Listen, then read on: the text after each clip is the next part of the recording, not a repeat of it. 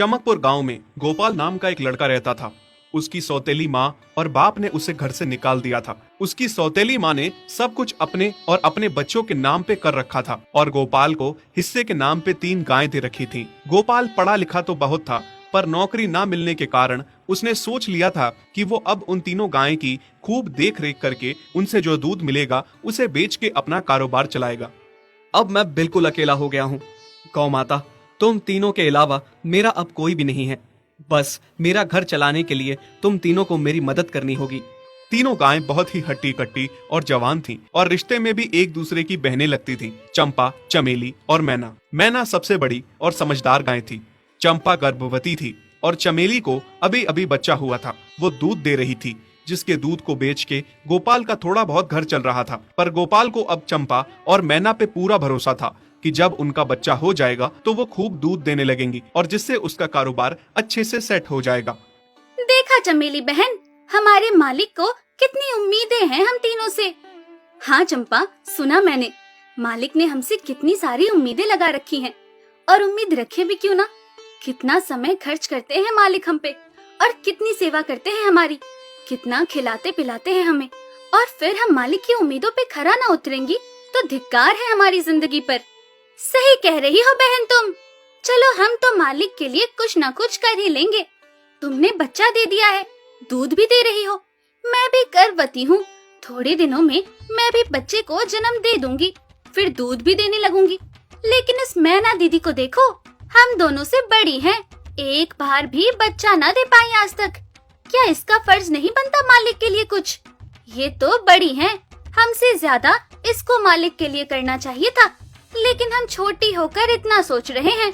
तुम दोनों ऐसा क्यों कह रही हो? क्या गलत कह रहे हैं हम? सही तो कह रहे हैं। कितने सालों से बांझ पड़ी हो तुम। ऐसा कैसे कह सकती हो तुम?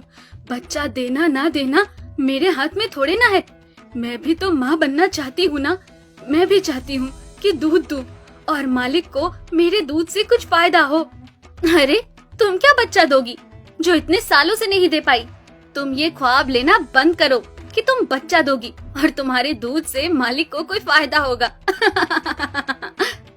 दोनों छोटी बहनें बड़ी बहन मैना की बेबसी का मजाक उड़ाती हैं और उस पे हंसती हैं। इस बात से मैना बहुत दुखी होती है और रोती है कि उसी की बहनें उसको दिलासा देने की बजाय उसे ताने मार रही हैं, उसका मजाक उड़ा रही हैं। फिर एक दिन गोपाल का पड़ोसी उससे कहता है, अरे गोपाल, तुम्हारी 2 गायें तो ठीक है, एक गाय का क्या है? उससे तुम्हें कोई फायदा नहीं है, बेच क्यों नहीं देते उसे? अरे नहीं नहीं भाई साहब, बेचना क्यों उसे? अभी बच्चा नहीं दे रही तो क्या पता कल वो बच्चा दे दे। कोई भी काम जल्दबाजी में नहीं करना चाहिए। अरे नहीं गोपाल, मेरे कहने का ये मतलब था कि तुम्हें अपना कारोबार जल्द खड़ा करने की जरूरत है, क्योंकि तुम्हारे घर वालों ने तुम्हारे साथ जो कुछ भी किया वो बहुत गलत था। अब तुम्हें जो भी करना है अकेले ही करना है। आगे शादी भी तो करनी है तुम्हें, उसके लिए भी खूब पैसा कमाना पड़ेगा। जब तुम्हारी सारी गायें दूध देंगी तभी तो कारोबार अच्छा चलेगा ना। हाँ, बात तो तुम सही कह रहे हो भाई। मेरी मानो तो तुम अपनी गायों को क्रॉस करवा के देख लो, शायद उससे बच्चा हो जाए। हाँ, ये सुझाव तुमने सही दिया, मैं कल ही ऐसा कर लेता हूँ। सुना तुमने मैना बहन मालिक की बातों को? कितना परेशान है मालिक तुम्हारी वजह से, पर तुम्हें तो कोई बात कह ही नहीं सकते। झट से बुरा जो मान जाती हो तुम। मैना ये सब सुन के बहुत दुखी होती है, पर करती भी क्या, उसके हाथ में कुछ नहीं था। गोपाल ने मैना को क्रॉस करवा के भी देखा, पर उसका भी कोई फायदा नहीं हुआ। गोपाल, जो सुझाव मैंने तुम्हें दिया था, क्या वो तुमने आजमाया? हाँ भाई, वो भी करके देख लिया, पर उसका भी कोई असर ना हुआ। ये गाय किसी काम की नहीं है गोपाल, मेरी मानो तो इसे बेच दो। मैं सोच रहा हूँ एक बार फिर से क्रॉस करवा के देखता हूँ, शायद कोई बात बन जाए।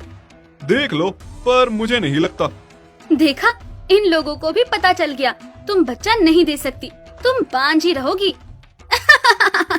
सही कह रही हो तुम दीदी, इतने जतन करने के बाद भी बच्चा नहीं हो रहा तो अब क्या होगा? गोपाल मैना को एक बार फिर से क्रॉस करवा लेता है। दोनों बहनें चंपा और चमेली मैना के बांझपन का मजाक उड़ाती हैं और उस पे खूब हंसती हैं।